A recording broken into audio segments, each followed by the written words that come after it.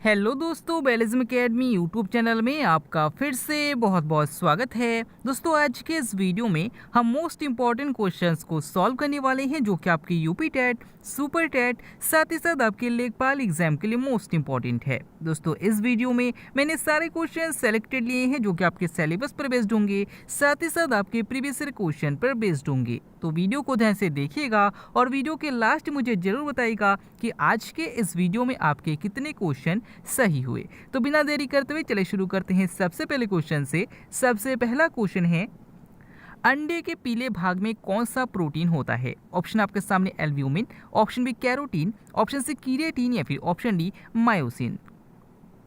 इसका सही आंसर हो जाएगा ऑप्शन ए एल्ब्यूमिन। दोस्तों, याद रखिए कि जो अंडा होता है, अंडे के बीच में जो पीला भाग होता है उसमें एल्ब्यूमिन प्रोटीन पाया जाता है। अगर आपसे पूछा जाता है कि बालों में कौन सा प्रोटीन पाया जाता है तो याद रखिएगा कीरेटिन प्रोटीन पाया जाता है। अगर आपसे पूछा जाता है कि हमारी हड्डियों में कौन सा प्रोटीन पाया जाता है तो याद रखिएगा ओसिन प्रोटीन पाया जाता है। और अगर आपसे पूछा जाता है कि हमारी मांसपेशियों में कौन सा प्रोटीन पाया जाता है तो याद रखिएगा मायोसिन प्रोटीन पाया जाता है।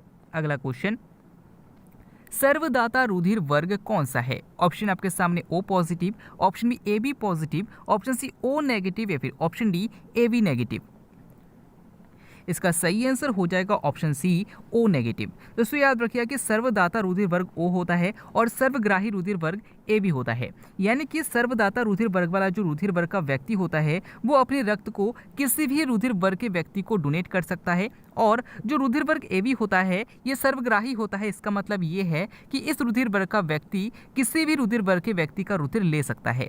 तो याद रखिएगा कि जो ओ नेगेटिव रुधिर वर्ग है इसे सर्वदाता रुधिर वर्ग कहा जाता है। अगला क्वेश्चन, अशोक चक्र पाने वाली पहली महिला कौन थी? ऑप्शन आपके सामने Bhavna Kanth, option B Neerja Bhanot, option C Sania Mirza या फिर ऑप्शन डी इंदिरा गांधी। इसका सही आंसर हो जाएगा ऑप्शन बी नीरजा भनोट। दोस्तों, याद रखिए कि अशोक चक्र पाने वाली जो पहली महिला थी वो नीरजा भनोट थी। अगला क्वेश्चन, इंसुलिन की अधिकता से कौन सा रोग हो जाता है? ऑप्शन आपके सामने है neutrophilia, option B hypoglycaemia, option C hydrophobia या फिर ऑप्शन डी हाइपरग्लाइसीमिया। इसका सही आंसर हो जाएगा ऑप्शन बी हाइपोग्लाइसीमिया। दोस्तों, याद रखिएगा कि जब हमारे बॉडी में इंसुलिन की अधिकता हो जाती है तो ग्लूकोज की मात्रा बॉडी में कम हो जाती है और इस रोग को हाइपोग्लाइसीमिया कहा जाता है। अगला क्वेश्चन, रेशम के कीड़े किस पेड़ की पत्तियों पर पाले जाते हैं? ऑप्शन आपके सामने सिनकोना, ऑप्शन बी शहतूत, ऑप्शन सी सूरजमुखी या फिर ऑप्शन डी गुड़हल। इसका सही आंसर हो जाएगा ऑप्शन बी शहतूत। दोस्तों, याद रखिए कि रेशम कीट पालन सेरीकल्चर कहलाता है और याद रखिए कि इसमें जो रेशम के कीड़े हैं वो शहतूत की पेड़ की पत्तियों पर पाले जाते हैं। नेक्स्ट क्वेश्चन है, इनमें से कौन सुमेलित नहीं है? ऑप्शन आपके सामने है भारत का शेक्सपियर कालिदास, ऑप्शन बी उड़न परी PT Usha, option C Bharat का नेपोलियन समुद्रगुप्त या फिर ऑप्शन डी दीनबंधु चित्तरंजन दास। इसका सही आंसर हो जाएगा ऑप्शन डी दीनबंधु चित्तरंजन दास। दोस्तों, याद रखिएगा कि भारत का शेक्सपियर कालिदास को कहा जाता है, बिल्कुल सही है। उड़न पड़ी पीटी उषा को कहा जाता है, ये भी बिल्कुल सही है। भारत का नेपोलियन समुद्रगुप्त को कहा जाता है, ये भी बिल्कुल सही है। लेकिन जो दीनबंधु है ये चित्तरंजन दास को नहीं कहा जाता बल्कि CF एंड्रूज को कहा जाता है। याद रखिएगा कि चित्तरंजन दास को देशबंधु कहा जाता है। अगला क्वेश्चन, कार्बन डेटिंग विधि किसकी आयु ज्ञात करने के लिए अपनाई जाती है? ऑप्शन आपके सामने है जीवाश्मों की, ऑप्शन बी चट्टानों की, ऑप्शन सी पेड़ों की या फिर ऑप्शन डी सूर्य की। इसका सही आंसर हो जाएगा ऑप्शन ए जीवाश्मों की। दोस्तों, याद रखिए कि जीवाश्मों की और चट्टानों की इन दोनों ऑप्शन में कंफ्यूजन होता है। याद रखिएगा कि जीवाश्मों की आयु कार्बन डेटिंग विधि द्वारा ज्ञात की जाती है और चट्टानों की आयु यूरेनियम डेटिंग विधि द्वारा ज्ञात की जाती है। और याद रखिएगा कि पेड़ों की आयु वार्षिक वलय के आधार पर ज्ञात की जाती है। अगला क्वेश्चन, कैंसर के उपचार में प्रयुक्त उत्कृष्ट गैस कौन सी है? ऑप्शन आपके सामने argon, option B xenon, option C radon या फिर ऑप्शन डी इनमें से कोई नहीं। इसका सही आंसर हो जाएगा ऑप्शन सी रेडॉन। दोस्तों, याद रखिएगा कि कैंसर के उपचार में रेडॉन गैस का प्रयोग किया जाता है और याद रखिएगा कि ये जो रेडॉन नोबेल गैस है ये हमारे वायुमंडल में नहीं पाया जाता है।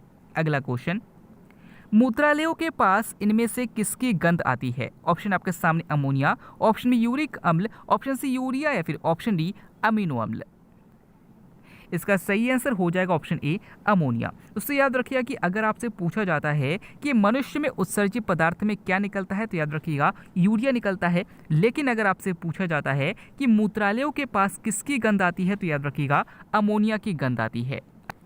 भारतीय संविधान के किस अनुच्छेद में संविधान संशोधन का प्रावधान है? ऑप्शन आपके सामने अनुच्छेद 360, ऑप्शन में अनुच्छेद 368, ऑप्शन से अनुच्छेद 352 या फिर ऑप्शन डी अनुच्छेद 356।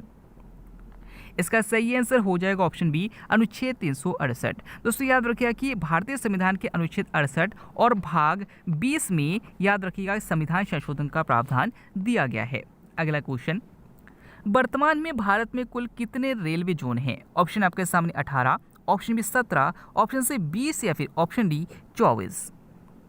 इसका सही आंसर हो जाएगा ऑप्शन ए 18। दोस्तों याद रखिए कि वर्तमान में टोटल 18 रेलवे जोन हैं। अगर आपसे पूछा जाता है कि सबसे अंतिम रेलवे जोन कौन सा है तो याद रखिएगा दक्षिणी तट रेलवे जोन है।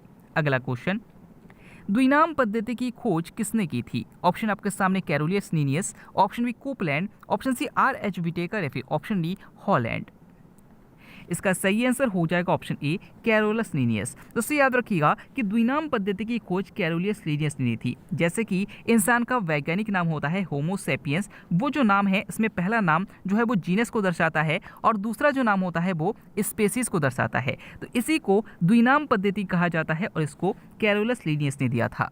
अगला क्वेश्चन, किस अंग में आयरन का निर्माण होता है? यहाँ पर आयरन हो जाएगा यानी कि Fe हो जाएगा। याद रखिएगा कि मानव शरीर के जो प्लीहा है जिसे स्प्लीन कहा जाता है, इसी अंग में आयरन का निर्माण होता है।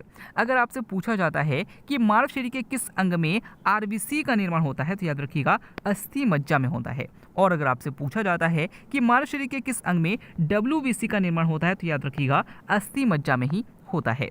अगला क्वेश्चन, मस्तिष्क के चारों ओर कौन सा द्रव भरा रहता है? ऑप्शन आपके सामने काजाब द्रव, ऑप्शन बी सेरेब्रोस्पाइनल द्रव, ऑप्शन सी तेजो द्रव या फिर ऑप्शन डी इनमें से कोई नहीं।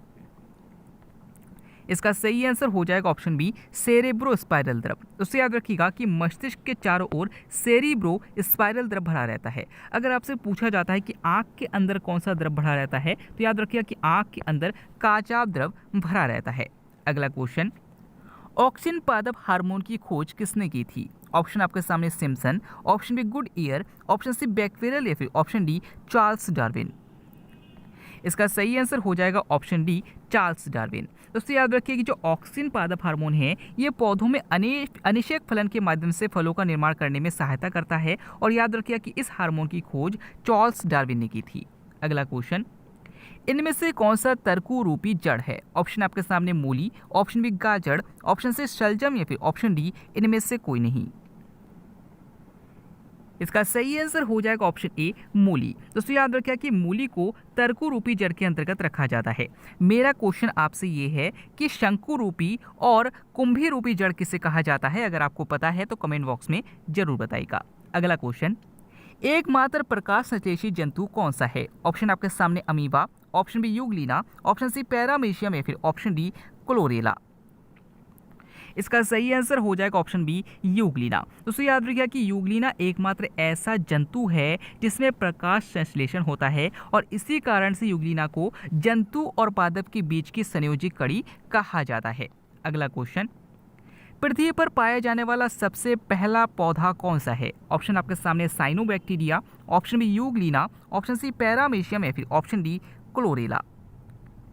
इसका सही आंसर हो जाएगा ऑप्शन ए साइनोबैक्टीरिया। तो याद रखिएगा कि जो साइनोबैक्टीरिया है इसी को नीले हरे शैवाल कहा जाता है और याद रखिएगा कि ये प्रकृति में यानी कि पृथ्वी पर आने वाला सबसे पहला पौधा माना जाता है। अगला क्वेश्चन, नेक्स्ट क्वेश्चन है अस्थियां निम्न में से किसके बने होते हैं? ऑप्शन आपके सामने phosphorus, option B nitrogen, option C sodium या फिर ऑप्शन डी गैलियम। इसका सही आंसर हो जाएगा ऑप्शन ए फास्फोरस। दोस्तों याद रखिए कि जो हड्डियां होती है यानी कि जो अस्थियां होती है वो कैल्शियम और फास्फोरस की बनी होती है। अगला क्वेश्चन, इनमें से कौन सा पॉलीसैकेराइड है? ऑप्शन आपके सामने glucose, option B sucrose, option C fructose या फिर ऑप्शन डी स्टार्च। इसका सही आंसर हो जाएगा ऑप्शन डी स्टार्च। दोस्तों याद रखिए कि जो पौधों में प्रकाश संश्लेषण के माध्यम से भोजन बनता है उसी को स्टार्च या मंड कहा जाता है। याद रखिएगा कि जो कार्बोहाइड्रेट होते हैं वो 3 प्रकार के होते हैं, जिनमें मोनोसैकेराइड, डाइसैकेराइड और पॉलीसैकेराइड आता है। मोनोसैकेराइड ऐसे शर्करा अणु होते हैं जो कि एक शर्करा अणु से मिलकर बने होते हैं। इनमें ग्लूकोज और फ्रक्टोज आते हैं। अगर आपसे पूछा जाता है कि डाइसैकेराइड कौन से कार्बोहाइड्रेट होते हैं, तो याद रखिएगा कि ऐसे कार्बोहाइड्रेट के अणु जो कि 2 शर्करा अणु से मिलकर बने होते हैं उन्हें डाइसैकेराइड कहा जाता है, जैसे कि सुक्रोज। और इसी तरीके से अगर आपसे पूछा जाए कि पॉलीसैकेराइड किसे कहा जाता है, तो याद रखिएगा कि जो बहुत सारे शर्करा अणुओं से मिलकर बने होते हैं उन्हें पॉलीसैकेराइड कहा जाता है, जैसे कि स्टार्च। अगला क्वेश्चन, सबसे लंबी मांसपेशी कौन सी है? ऑप्शन आपके सामने stapes, option B femur, option C sartorius या फिर ऑप्शन डी ग्लूटियस।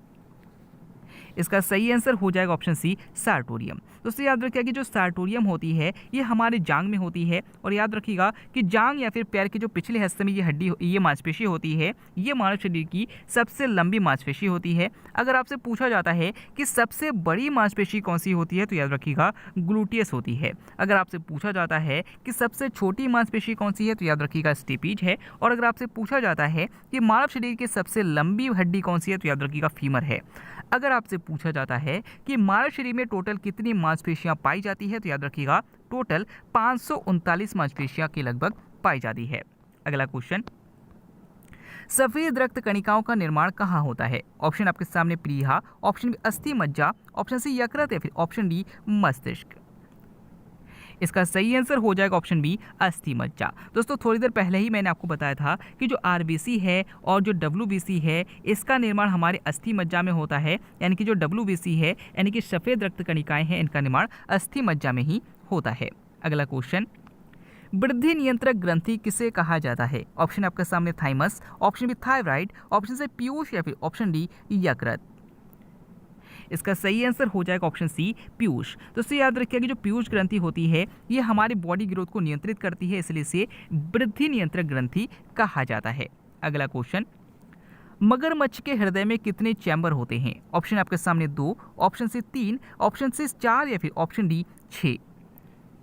इसका सही आंसर हो जाएगा ऑप्शन सी 4। दोस्तों याद रखिए कि जितने भी उभयचर वर्ग के जंतु होते हैं उनके हृदय में नॉर्मली 3 चैम्बर होते हैं, लेकिन मगरमच्छ इसका एक अपवाद है, इसलिए ये क्वेश्चन बार बार पूछा जाता है। अगला क्वेश्चन, एक यूनिट में कितना रक्त होता है? ऑप्शन आपके सामने 100 ml, option B 250 ml, option C 200 ml या फिर ऑप्शन डी 350 ml।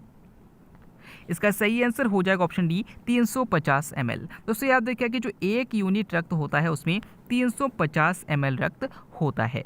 अगला क्वेश्चन, रक्त परिसंचरण तंत्र का अध्ययन किसके अंतर्गत किया जाता है? ऑप्शन आपके सामने oncology, option B haematology, option C ophiology या फिर ऑप्शन डी अर्निथोलॉजी। इसका सही आंसर हो जाएगा ऑप्शन बी हेमेटोलॉजी। दोस्तों याद रखिए कि रक्त परिसंचरण तंत्र का अध्ययन हेमेटोलॉजी के अंतर्गत किया जाता है। अगर आपसे पूछा जाता है कि रुधिर परिसंचरण तंत्र की खोज किसने की थी, तो याद रखिएगा विलियम हार्वे ने की थी। अगला क्वेश्चन, राष्ट्रीय गीत किस उपन्यास से लिया गया है? ऑप्शन आपके सामने गोदान, ऑप्शन बी गोरा, ऑप्शन सी आनंद मठ या फिर ऑप्शन डी चिदम्बरा। दोस्तों इस क्वेश्चन के आंसर आपको मैं कमेंट के द्वारा बताना है। आज के वीडियो में आपके कितने क्वेश्चन सही हुए, साथ ही साथ आज का वीडियो आपको कैसा लगा कमेंट बॉक्स में जरूर बताइएगा। हमारी मेहनत आपको कैसी लगी कमेंट बॉक्स में जरूर बताइएगा। अगर आप फेसबुक पेज और टेलीग्राम ग्रुप को ज्वाइन करना चाहते हैं तो डिस्क्रिप्शन में लिंक दिया गया है, वहाँ से आप ज्वाइन कर सकते हैं। मिलते हैं अगले वीडियो में, तब तक के लिए देखते रहिए, सीखते रहिए।